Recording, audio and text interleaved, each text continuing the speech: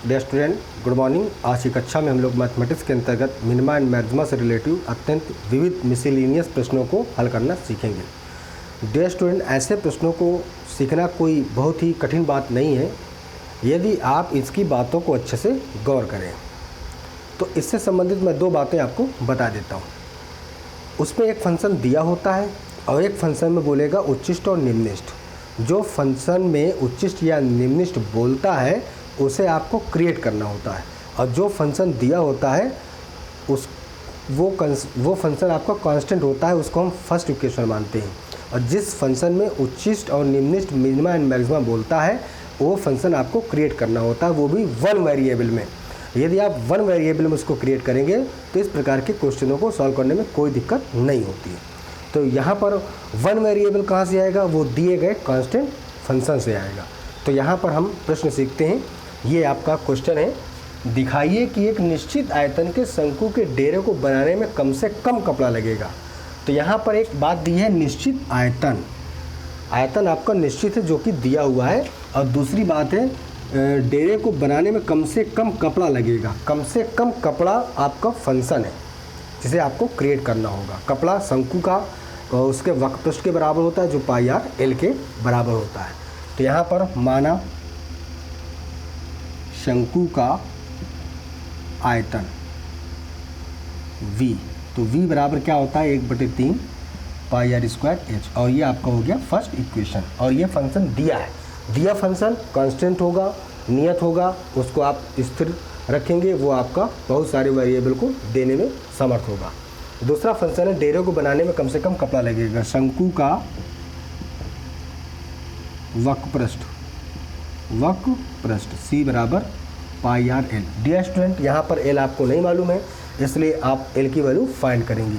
तो c बराबर पाई are, यहाँ पर हमने लिख दिया h स्क्वायर प्लस का r स्क्वायर। चूँकि l स्क्वायर बराबर h स्क्वायर प्लस का r स्क्वायर होता है, इसलिए l बराबर under root h square plus का r स्क्वायर हो गया। अब इस फंक्शन को वन वेरिएबल में आपको चेंज करना है। वन वेरिएबल में कैसे चेंज करना है? क्योंकि ये h square plus r square दो वेरिएबल है, हम इससे h की वैल्यू आसानी से फाइंड कर सकते हैं। तो h की वैल्यू अगर फाइंड करेंगे तो क्या हो जाएगा? हम यहाँ पर r स्क्वायर की भी वैल्यू फाइंड कर सकते हैं। ऐसा नहीं है कि हम r स्क्वायर की वैल्यू फाइंड नहीं कर सकते, केवल h स्क्वायर की वैल्यू फाइंड कर सकते हैं। r स्क्वायर भी निकाल सकते हो और h भी निकाल सकते हो। तो यहाँ पर मैं आपको h निकाल के दिखा रहा हूँ। पाई आर h बराबर क्या हो जाएगा? 3v upon pi R square और टोटल स्क्वायर, क्योंकि h की वैल्यू यहाँ पर फाइंड हुई है, प्लस का r स्क्वायर। यहाँ पर लिखते हैं समीकरण 1 से v बराबर 1/3 पाई आर स्क्वायर h है, इसलिए 3v upon pi R square बराबर h हो जाएगा। आप इसी में r की वैल्यू फाइंड करेंगे तो 3v अपॉन पाई h हो जाएगा। यदि आपको r स्क्वायर की वैल्यू फाइंड करना है तो 3v अपॉन पाई h रखेंगे, h की वैल्यू फाइंड करना है 3v upon pi R square रखेंगे, जैसा आपको अच्छा लगे। तो ये आपका जो c equal pi R under root के अंदर 9v square upon pi square R square plus का r स्क्वायर निकला है, ये आपका फर्स्ट इक्वेशन है। सेकेंड इक्वेशन फर्स्ट हम मान चुके हैं। अब हम इसको और अच्छे से सॉल्व करें तो दोनों पक्षों को वर्क करेंगे तो c स्क्वायर बराबर पाई स्क्वायर आर स्क्वायर और 9v square upon pi square R square हो जाएगा। आर स्क्वायर की पावर 4 होगी यहाँ पर, अब प्लस का आर स्क्वायर हो जाएगा।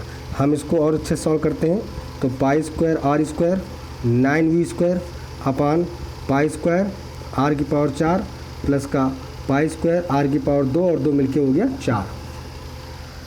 तो इस प्रकार पाई स्क्वायर से pi square cancel, R square से आर स्क्वायर कैंसिल हो गया। तो आपका बचता क्या है? c स्क्वायर बराबर 9v स्क्वायर अपॉन आर की पावर 2 प्लस का पाई आर की पावर 4, और ये आपका गिवन फंक्शन हो गया 2। हमने यहाँ पर इस फंक्शन को लेट किया है क्योंकि उसको कम से कम कपड़ा लगेगा, और वन वेरिएबल में हमने इसको वो किया है। तब यहाँ पर प्रॉब्लम ये होती है कि आर की वैल्यू क्या रख दें कि इसकी वैल्यू कम आ जाए। तो इसके लिए तो हमें डिफ्रेंशिएशन करना पड़ेगा, तो हम इसका डिफ्रेंशिएशन करते हैं। समीकरण नंबर 1 का अवकलन करने पर समीकरण 1 का r के सापेक्ष अवकलन। तो क्या हो जाएगा, एक बात और है, यहाँ पर थोड़ी सी प्रॉब्लम जा रही है, इसलिए हम इसको सी स्क्वायर को माना सी स्क्वायर बराबर वाई, सी स्क्वायर बराबर वाई। फिर तो ये आपका क्या हो जाएगा, ये y बराबर 9v square upon R square plus का पाई आर स्क्वायर हो गया। अब हम इसको समीकरण नंबर 3 मानते हैं। अब समीकरण 3 का अवकलन, समीकरण 3 का r के सापेक्ष अवकलन क्या हो जाएगा, y equal 9v square upon R square plus का पाई आर की पावर 4। तो D Y upon D R equal क्या हो जाएगा, 9v स्क्वायर और डी आर की power -2 upon D R plus का पाई डी आर की पावर 4 अपॉन डी आर। तो D Y upon D R equal 9v square into minus का 2r, एक पावर कम हो जाएगी तो माइनस का 3 हो जाएगा, और पाई इंटू 4r क्यूब हो जाएगा। तो D Y upon D R equal minus का 18v स्क्वायर अपॉन आर की पावर 3 प्लस का 4 पाई आर की पावर 3, और यह आपका समीकरण नंबर 4 हो गया है। अब उच्चिष्ट और निम्निष्ट मान के लिए हम इसको dy बाई डी एक्स के dy बाई डी आर के 0 रखते हैं और r की वैल्यू फाइंड करते हैं। तो यहाँ पर लिखते हैं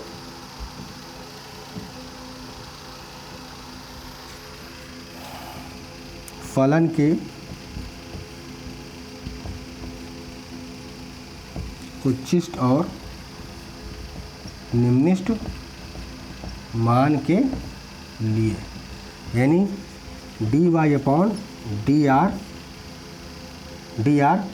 विल बी 0 जब सी आपका क्या हो, कम हो, मिन हो, सी आपका छोटा हो। तो यहाँ पर क्या हो जाएगा, D Y upon D R equal 0, जिसकी वैल्यू क्या है, -18v स्क्वायर अपॉन आर की पावर 3 प्लस का 4 पाई आर की पावर 3 इक्वल 0। यह आपको हो जाएगा -18v स्क्वायर आर क्यूब बराबर -4 पाई आर की पावर 3, और ये माइनस से ये माइनस कैंसिल हो गया। तो v स्क्वायर इक्वल क्या हो जाएगा, 4/18 इंटू पाई आर की पावर 6, 3 और 3 मिलके 6 हो जाता है। तो हम v स्क्वायर क्या है आपका v स्क्वायर, तो v स्क्वायर जो है आपका 1/3 पाई आर स्क्वायर h है, इसलिए हम इसका स्क्वायर करेंगे तो 4/18 पाई आर की पावर 6 हो जाएगा, जिसे हम पुनः हल करेंगे तो क्या हो जाएगा, 1/9 पाई स्क्वायर आर की पावर 4 और h स्क्वायर इक्वल 4/18 और पाई आर की पावर 6। तो इस प्रकार आपका आर की पावर 4 से आर की पावर 4 कैंसिल हो गया, यहाँ पर 2 बचा, और पाई से पाई कैंसिल हो गया, और 9 दूनी 18 हो गया, 2 दूनी 4 हो गया। तो यहाँ पर क्या बचा पाई स्क्वायर, सॉरी यहाँ पर एक पाई है, h स्क्वायर इक्वल आर की पावर 2। डियर स्टूडेंट, यहाँ पर ये जो आपका पाई था, ये पाई स्क्वायर भी रहेगा, इसलिए ये पाई स्क्वायर से पाई स्क्वायर कैंसिल हो जाएगा, तो यहाँ पर पाई नहीं बचेगा। तो h इक्वल हो जाएगा √2r का होल स्क्वायर, h स्क्वायर। तो हम यहाँ पर h बराबर हो जाएगा √2r, h इक्वल हो जाएगा 2r, ये h इक्वल 2r हमने फाइंड कर लिया है। तो √2r, जिसे हम या करके कह सकते हैं h/r इक्वल √2/1। ये अब हम समीकरण इसका पुनः आकलन करेंगे और इस बात को चेक करेंगे कि ये जो वैल्यू है h इक्वल √2r रखने पर ये मिनिमम हो रहा है कि नहीं हो रहा है। यदि आप इसको नहीं रखते हैं, नहीं चेक करते हैं, तो ये जो 6 नंबर का सवाल होता है आपके 2 नंबर काट लिए जाएंगे, आपको 4 ही नंबर मिलेंगे। तो इस प्रकार हम यहाँ पर लिखेंगे समीकरण 4 का पुनः आकलन। समीकरण 4 का पुनः आकलन करने पर, जब पुनः आकलन करेंगे तो क्या हो जाएगा,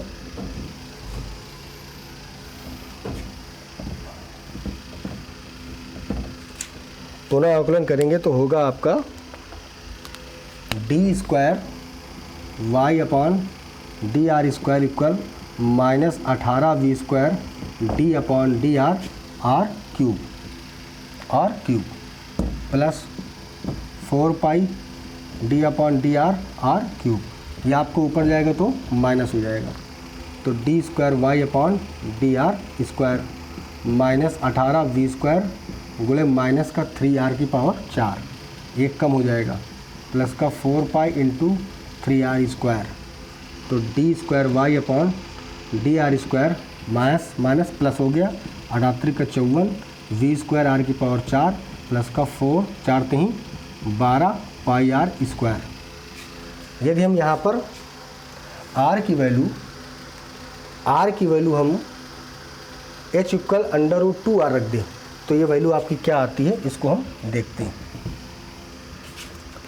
D square Y upon D R square equal 54 गुणे 1/3 पाई आर स्क्वायर एच का होल स्क्वायर और आर की पावर 4 प्लस का 12 पाई आर स्क्वायर, तो D square Y upon D R square बराबर 54 गुणे 1/9 और पाई स्क्वायर आर की पावर 4 और एच की पावर 2 और आर की power 4 plus 12 pi R square 9 6 54, तो D square Y upon D R square बराबर 6 पाई स्क्वायर आर की पावर 4 और 4 हो गया 8 और ये हो गया एच स्क्वायर प्लस का 12 पाई आर स्क्वायर।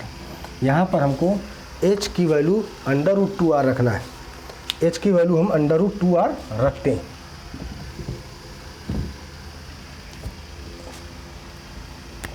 तो D square Y upon D R square बराबर 6 पाई स्क्वायर आर की पावर 8 इंटू यहाँ पर हमने रख दिया √2r का होल स्क्वायर और प्लस का 12 पाई आर स्क्वायर, तो D square Y upon D R square बराबर ये 2 हो जाएगा, तो 2 छंग 12 पाई स्क्वायर आर की पावर 10 और प्लस का 12 पाई आर स्क्वायर, जो कि आपका आ रहा है पॉजिटिव, तो यहाँ पर लिखेंगे अतः डी स्क्वायर वाई अतः h इक्वल √2r पर फलन निम्नलिखित होगा, इसलिए h अपॉन r इक्वल √2/1 या h रेशियो r इक्वल √2/1। अतः उसको कम से कम कपड़ा लगाने के लिए उसकी हाइट और उसकी रेडियस का जो रेशियो होगा वो √2/1 होगा। डियर स्टूडेंट, मैं आशा करता हूँ कि आपको ये सवाल समझ में आ गया होगा। फिर भी यदि किसी प्रकार का डाउट या कन्फ्यूजन हो तो आप कमेंट बॉक्स में कमेंट जरूर करें और मेरे वीडियो को लाइक भी करें और डिसलाइक भी करें। लाइक का भी बटन दबाएं और डिसलाइक का भी बटन दबाएं ताकि मुझको ये मालूम चले कि लड़कों को प्रॉब्लम क्या जा रही है, जिससे उससे संबंधित मैं वीडियो को और भी अच्छे से समझाने का प्रयास करूँ।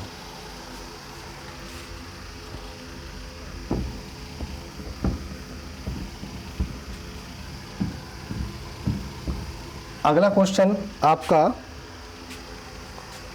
क्वेश्चन आपका एक और आता है, वो ये है कि ऐसी दो संख्याएं ज्ञात करो जिनका योग 6 है और जिनके घनों का योग निम्नलिखित है। ऐसी दो संख्याएं ज्ञात करो जिनका योग 6 है और उनके घनों का योग निम्नलिखित है। डियर स्टूडेंट, यहाँ पर आपको दो बातें दी हुई हैं। एक तो योग आपको दिया हुआ है, ऐसी दो संख्या ज्ञात करो जिनका योग 6 है, योगफल आपको दिया हुआ है और घनों का योग निम्नलिखित है, ये आपका फलन है। जिस बात पर निम्नलिखित या उच्चिष्ट बोलेगा वही आपका फलन होगा और दिया गया फंक्शन कांस्टेंट टर्म होगा। तो यहाँ पर माना प्रथम और द्वितीय संख्याएं क्रमशः a और b हैं, इसलिए a + b = 6 समीकरण नंबर 1 और ये आपका दिया है, इसलिए कांस्टेंट है। और इनके घनों का योग फलन है। घनों का योग s इक्वल ए क्यूब प्लस का बी क्यूब, और ये आपका फलन है। और इस फलन में दो वेरिएबल है। जैसा कि मैंने बताया कि आपको उच्चिष्ट और निम्निष्ट वाले फलन को वन वेरिएबल में बनाना है, तो वन वेरिएबल कहाँ से बनेगा? दिए गए फंक्शन से। तो दिया गया फंक्शन आपका क्या है? दिया गया फंक्शन a प्लस बी है, तो s इक्वल हम एक जगह पर लिख सकते हैं 6 माइनस बी का होल क्यूब प्लस का बी क्यूब। यहाँ पर लिखते हैं समीकरण 1 से a प्लस बी इक्वल 6, इसलिए a बराबर हो गया 6 माइनस बी। तो एक जगह पर 6 माइनस बी रख दिया है। अब हम इसका अच्छे से इसे सॉल्व करते हैं। सॉल्व करने के बाद हम इसको समीकरण नंबर 3 मानते हैं। अब समस्या ये है कि हम यहाँ पर b की वैल्यू क्या रखें कि ये आपका कम से कम हो जाए। तो इसके लिए आपको इसका डिफरेंशिएशन करना होगा। तो समीकरण 3 का अवकलन किसके सापेक्ष? दिए गए वेरिएबल के सापेक्ष। तो ds upon db equal d upon db और 6 माइनस बी का होल क्यूब प्लस का db क्यूब अपॉन db। तो इसका जब हम अवकलन करेंगे तो क्या निकलेगा, हम उसको अच्छे से देखते हैं। तो क्या होगा? ds upon db equal power बाहर 6 माइनस बी पावर में कम, और 6 और b का अवकलन फिर से होगा तो 6 0 हो जाएगा और b का -1 हो जाएगा, घात बाहर घात में कम हो जाएगा। तो ds अपॉन db इक्वल -3 टाइम्स 6 माइनस बी का होल स्क्वायर प्लस का 3b स्क्वायर। और ये आपका समीकरण नंबर 4 हो गया। अब हम इसमें उच्चिष्ट और निम्निष्ट की वैल्यू फाइंड करते हैं। उच्चिष्ट और निम्निष्ट मान के लिए ds अपॉन db इक्वल 0, तो -3 टाइम्स 6 माइनस बी का होल स्क्वायर प्लस का 3b स्क्वायर, तो माइनस का 3 6 माइनस बी का होल स्क्वायर इक्वल माइनस का 3b स्क्वायर। -3 से -3 कैंसिल हो गया, तो 6 माइनस बी का होल स्क्वायर बराबर b स्क्वायर, आधार बराबर तो घात बराबर 6 माइनस बी बराबर b, घात बराबर तो आधार बराबर, भैया आपको हो गया 2b, b इधर आ गया 2b, तो 6/2 बराबर हो जाएगा b बराबर 3। यहाँ पर b की वैल्यू क्या आई है? 3 आई है। अब ये उच्चिष्ट है या निम्निष्ट, इसकी जांच कैसे हो, ये जांच आपको जरूर करना होगा। और जांच आपको सेकेंड डिफरेंशिएशन से मालूम होगा जब हम डबल डिफरेंशिएशन करेंगे। तो क्या करें? समीकरण 4 का पुनः अवकलन करने पर, समीकरण 4 का पुनः अवकलन, तो क्या हो जाएगा? d² अपॉन db स्क्वायर -3 और d upon db 6 minus B का होल स्क्वायर प्लस का 3db स्क्वायर अपॉन db। तो d² अपॉन db स्क्वायर बराबर -3, पावर आपका बाहर और 6 माइनस बी बचा। हम 6 और b का फिर से अवकलन करेंगे, 0 माइनस का 1 होगा और ये 3 × 2b हो गया। इसको सॉल्व करते हैं तो क्या आता है? इसको सॉल्व करने के बाद आपका हो जाएगा d² upon db square equal -6 और 6 माइनस बी इंटू -1 प्लस का 6b। तो d² upon db square minus minus plus 6 और 6 माइनस b प्लस का 6b। तो d² अपॉन db स्क्वायर बराबर 36 माइनस 6b प्लस का 6b। यहाँ पर आप b की वैल्यू लिख सकते हैं 3, लेकिन ये कैंसिल हो रहा है। तो d² अपॉन db स्क्वायर बराबर 36, अगर b होता तो b की वैल्यू रखते हैं। ये आपका क्या है? पॉजिटिव, ये आपका पॉजिटिव। अतः दिया गया फलन b बराबर 3 पर निम्निष्ट होगा। अतः दिया गया फलन b बराबर 3 पर निम्निष्ट होगा। इसलिए दूसरी संख्या क्या होगी? 2 संख्या ज्ञात करनी है, इसलिए b का मान समीकरण 1 में रखने पर, तो a प्लस बी बराबर 6 था, a प्लस 3 बराबर 6 हो गया। a बराबर 6 माइनस 3 इक्वल 3 हो गया, a इक्वल 3 हो गया। इस प्रकार जो वो दो संख्या हैं a और b वो दोनों 3 के बराबर होंगी, इसलिए क्योंकि इनका योगफल a प्लस b बराबर 6 आएगा जो 3 और 3 के बराबर होगा, मगर इनके घनों का योग निम्नलिखित होगा। यदि आपकी एक संख्या a बराबर 2 और b बराबर 3 रख लें, या a बराबर 5 b बराबर 1 रख दें, क्योंकि 2 और 4 और 5 और 1 6 भी इसके मान संभव है, क्योंकि 4 2 6 होता है, 5 और 1 6 होता है। लेकिन इनके जो घनों का योग है वो 4 का क्यूब और 2 का क्यूब, जैसे इनका क्यूब करते हैं 3 का क्यूब 3 त्रिक 9 त्रिक 27 प्लस का 27 बराबर का 54 आ रहा है, मगर इसका जो क्यूब होगा 16 चौको 64 प्लस का 8 बराबर का 72, जो कि 54 से ज़्यादा है। यदि हम इसका करते हैं तो 5 का तो फिर और ज़्यादा होगा, 5 का क्यूब 125 होगा। तो इस प्रकार वो नंबर्स a बराबर 3 और b बराबर 3 होंगी। डियर स्टूडेंट, मैं आशा करता हूँ कि आपको ये बात समझ में आ गई होगी। यानी आपको जो फंक्शन दिया हो वो कांस्टेंट फंक्शन होता है, और जिस फंक्शन में उच्चिष्ट या निम्नलिखित बोलेगा वो आपको फंक्शन क्रिएट करना होगा और 1 वेरिएबल पर क्रिएट करना होगा। 1 वेरिएबल आपको दिए गए फंक्शन से अच्छे से निकल आएगी, जैसा कि मैंने आपको उक्त 2 क्वेश्चनों में समझाने का प्रयास किया है, और मैं आपसे आशा करता हूँ कि आपको समझ में आ गया होगा। डियर स्टूडेंट, आज की क्लास में मैंने आप लोगों को उच्चिष्ट और निम्नलिखित से संबंधित मिसलिनियस इबारती प्रश्नों को हल करने की कोशिश की है, हल करना सीख जाए ऐसा हमने प्रयत्न किया है। मैं आशा करता हूं कि आपको ये वीडियो समझ में आ गई होगी। ये नहीं समझ में आए तो कमेंट बॉक्स में कमेंट जरूर करें। धन्यवाद। आप अपना ख्याल रखें, मन लगा के पढ़ाई करें।